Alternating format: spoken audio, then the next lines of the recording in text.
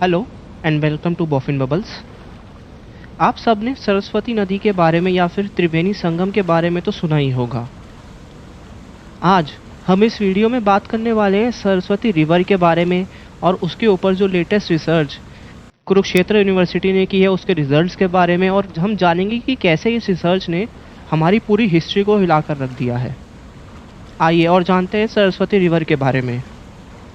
हिंदू धर्म में सरस्वती रिवर को एक बहुत ही इम्पोर्टेंट रिवर माना जाता है और इसे पुरानी सभ्यताओं की माता भी माना जाता है, क्योंकि जितनी भी पुरानी सभ्यता इंडस वैली सिविलाइजेशन के आसपास थी वो सब सरस्वती नदी के 500 मीटर के अंदर रेडियस में ही पाई जाती थी।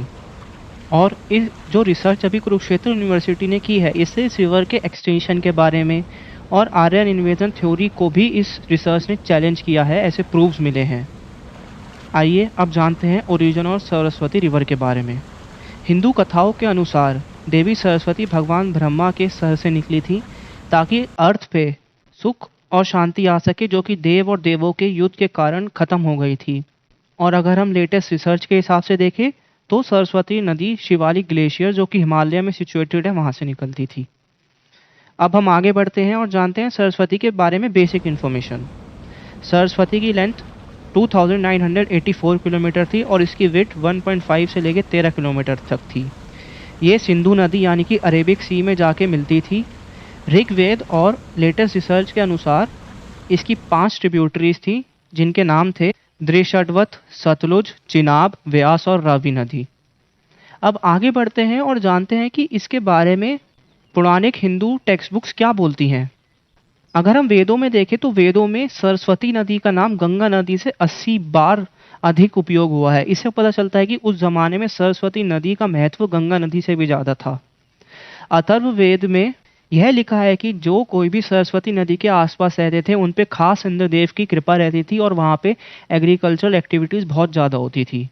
पुराणों के अनुसार जहाँ पे ऋषि मार्कंडेय अपनी मेडिटेशन करते थे वहाँ उन्होंने सरस्वती रिवर को निकलते हुए देखा पीपल के पेड़ से।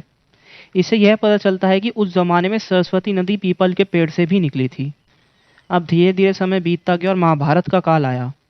महाभारत के काल के अनुसार सरस्वती नदी के एक्सटेंशन के नाम रखे गए थे, जिसमें से कि उसके 2 नाम थे, जिसमें से कि पहला नाम था विनाशन और उपमंगा।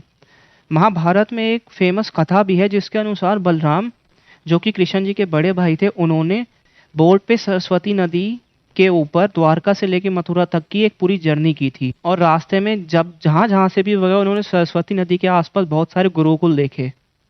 पर उन्होंने एक चीज़ और नोटिस की, सरस्वती नदी का पानी सूखता जा रहा है और इसी कारण उन्हें सरस्वती नदी के आसपास बसे हुए उन गुरुकुलों की भी चिंता थी, क्योंकि सरस्वती नदी के वहाँ से सूख जाने के बाद उनको भी बहुत भारी नुकसान होता। और इतना ही नहीं, कहा तो यह भी जाता है कि महाभारत युद्ध से के बाद जिन भी यादवों की मृत्यु हुई थी उन सबका दाह संस्कार सरस्वती नदी में ही किया गया था। अब हम आगे बढ़ते हैं और जानते हैं त्रिवेणी संगम के बारे में। हिंदू कथाओं के अनुसार और हिंदू मान्यताओं के अनुसार त्रिवेणी संगम एक ऐसा स्थान है जहाँ पे गंगा, यमुना और सरस्वती तीनों नदियाँ आके एक जगह मिलती थी।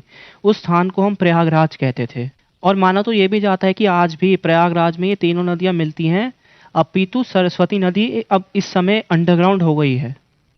पर जैसा कि हम सब जानते हैं कि सरस्वती नदी एक्सटेंशन हो गई है, इसलिए कुछ लोगों का यह भी कहना है कि जिस दिन से सरस्वती नदी सूख गई थी उस दिन से घोर कलयुग की शुरुआत इस देश में हो गई थी। आइए आगे बढ़ते हैं और जानते हैं कि आखिर कुरुक्षेत्र यूनिवर्सिटी ने जो रिसर्च की थी उसके क्या परिणाम निकले।